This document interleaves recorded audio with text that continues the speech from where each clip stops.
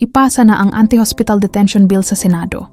Walang senior citizen o sino mang pasyente ang dapat ikulong sa ospital dahil lang sa kakulangan ng pera.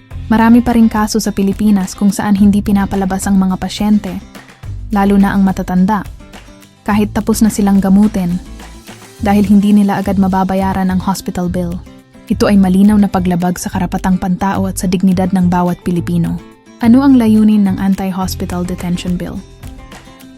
Ipagbawal ang pagpigil sa paglabas ng mga pasyente, lalo na ang seniors at mahihirap, kahit hindi pa bayad ang kanilang hospital bill.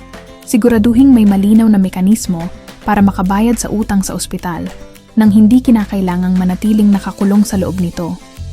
Bigyan ng proteksyon ang mga senior citizen, PWD, at mga pasyenteng walang kakayahang maglabas ng pambayad kaagad. Papanagutin ang mga ospital na lalabag sa batas at patuloy na magbabantang huwag pauwiin ang pasyente kung walang bayad. Bakit ito mahalaga? Ang ospital Ay lugar ng paggaling, hindi kulungan. Maraming senior citizen ang napipilitang manatili ng ilang linggo o buwan sa ospital dahil walang pambayad kahit tapos na silang gamutin. Kung tuluyang maipapasa ang batas na ito, magkakaroon ng mas makatao at makatarungang proseso sa pag-aayos ng hospital bills.